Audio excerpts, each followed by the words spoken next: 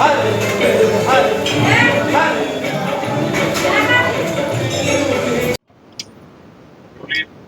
पंडित जी क्या कहेंगे, आज सावन का पहला सोमवार है परसों। ये श्रावण मास बहुत पवित्र मास है।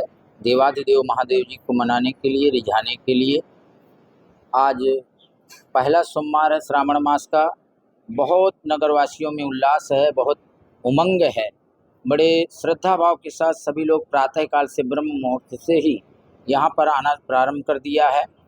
घर से पंचामृत बनाकर, बेलपत्र अक्षत लाकर सभी लोग देवाधिदेव महादेव जी का अभिषेक करके और अक्षत बेलपत्र अर्पण करके और इसके बाद ओम नमः शिवाय का जाप किया। कुछ लोगों ने शिव चालीसा का पाठ किया, कोई शिव महन्नम का स्तोत्र का पाठ किया, किसी ने शिव तांडव का किया और देवाधिदेव महादेव जी को साष्टांग दंडवत प्रणाम करके जो भी मनोकामना है उनके चरणों पर रखा। देवाधिदेव महादेव बहुत दयालु, बड़े कृपालु हैं। सभी की मनोकामनाओं को बहुत जल्दी पूर्ण करने वाले एक देवता हैं धरातल पर। और ये देवता ऐसी सरल देवता हैं कि जो बेल पत्तों से, घास से और जल से प्रसन्न हो जाते हैं। किसी संत ने कहा है, एक लोटा जल सभी समस्याओं का हल। ऐसे देवाधिदेव महादेव हैं और इनका नाम ही श्री दुखभंजन महादेव है। जैसा नाम है वैसे इनके गुण भी हैं। ये स्नेह सरोवर के पूर्वी तट पर स्थित हैं कुरुक्षेत्र में और आदिकाल से हैं। महाभारत काल से इनका यहाँ पर इतिहास है कि जब कृष्ण भगवान जी यहाँ पर आए, कौरवों और पांडवों में जब युद्ध हो रहा था, उस दौरान यहाँ पर स्नेह सरोवर में आकर सूर्य कुंड में सूर्य ग्रहण के पर्व पर स्नान किया। स्नान करने के बाद देखा कि सामने शिवालय है, तो यहाँ आकर भोलेनाथ जी का जलाभिषेक किया और उनसे प्रार्थना किया और उनकी विजय प्राप्त हुई, दुखों का हरण हुआ। इसीलिए इनका नाम श्री दुखभंजन महादेव है। तो यहाँ पर कुरुक्षेत्र के वासी तो आ ही रहे हैं, साथ साथ जो भी आसपास के गांव हैं सभी लोग यहाँ पर आकर जलाभिषेक कर रहे हैं। लाइनबद्धता के साथ हमारे श्री ब्राह्मण तीर्थोद्धार सभा की ओर से बड़ी अच्छी व्यवस्था की गई है। जल की व्यवस्था और जूता चप्पल उतारने के लिए भी व्यवस्था की गई है। किसी के चरण पादुकाएं न घूमे उसकी व्यवस्था की गई है। कांवड़ियों के लिए बहुत अच्छी हाल में व्यवस्था की गई है। पंखे, कूलर इत्यादि हवा की व्यवस्था। 24 घंटे आयुर्वेदिक डॉक्टर यहाँ पर उपलब्ध हैं उनकी दवाइयों के लिए। और साथ में भंडारा, माँ अन्नपूर्णा रसोई 24 घंटा चालू रहती है यहाँ पर। रात में दूध है, फल है जिनको व्रत है। और पहली बार इस बार हमने क्या किया है कि नशा मुक्त ये शिविर लगाया है कि यहाँ पर कोई भी कांवड़िया नशा करने वाला नहीं ठहरेगा, नशा मुक्त लोग ही यहाँ पर ठहरेंगे, ये व्यवस्था की गई है। साथ साथ हमारे कुरुक्षेत्र के जो शासन प्रशासन है, डीसी साहब की तरफ से बड़ी अच्छी व्यवस्था की गई है।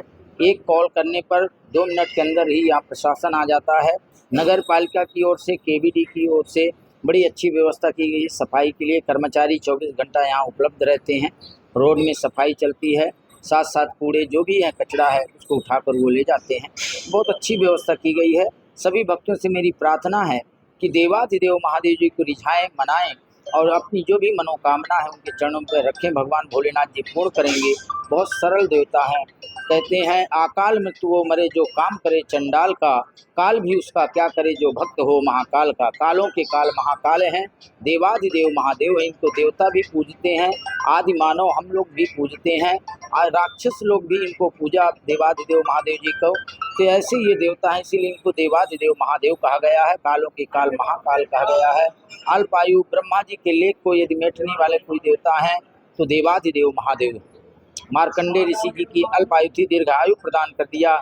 ऐसे देवता इस धरातल पर कहीं नहीं मिलेंगे। अपनी सोने की लंका दान में दे दिया, इसी को दानियों में महादानी कहा गया है।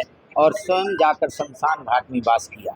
ऐसे देवता इस धरातल पर नहीं है। तो सभी नगरवासियों से, भक्तों से, शिव प्रेमियों से मेरी प्रार्थना है कि आप श्रद्धा भाव के साथ भगवान की आराधना वंदना करें।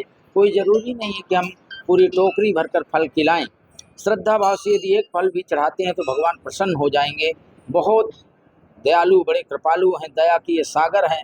हम चाहे जितनी गागर भर लें लेकिन हम लोग पात्र नहीं बांध पाते, हमारे अंदर धैर्यता नहीं रहती है। और युगों में हजार हजार वर्ष तपस्या करने के बाद भगवान वरदान देते थे, आशीर्वाद देते थे, फलों की प्राप्ति होती थी। लेकिन कलयुग में तो प्रत्यक्ष में तुरंत उस फल की प्राप्ति होती है, लेकिन हम लोगों के अंदर भाव और शुद्धताएं ये नहीं बन पाती हैं। इसलिए मेरी सभी भक्तों से प्रार्थना है कि श्रद्धा भाव के साथ भोलेनाथ जी का जलाभिषेक करें। बेलपत्र चढ़ाएं, कटा फटा ना हो, साबुत बढ़िया स्वच्छ पत्ता हो और अक्षत चढ़ाएं। इतना ही चढ़ाकर ओम नमः शिवाय राम राम का जाप करें, क्योंकि भोलेनाथ जी के इष्ट राम हैं। तो जब भी शिवालय में जाएं तो वहाँ उनके इष्ट का नाम जरूर सुमिरन करें। ओम नमः शिवाय राम राम ऐसा जाप करें, भगवान आपकी सभी भक्तों की मनोकामनाएं पूर्ण करेंगी। यही मेरी प्रार्थना है श्री दुखभंजन महादेव जी से कि भोलेनाथ सभी की मनोकामनाएं पूर्ण करें। मैं पुजारी श्री दुखभंजन मंदिर से पंडित सुशील कुमार शास्त्री क्षेत्र।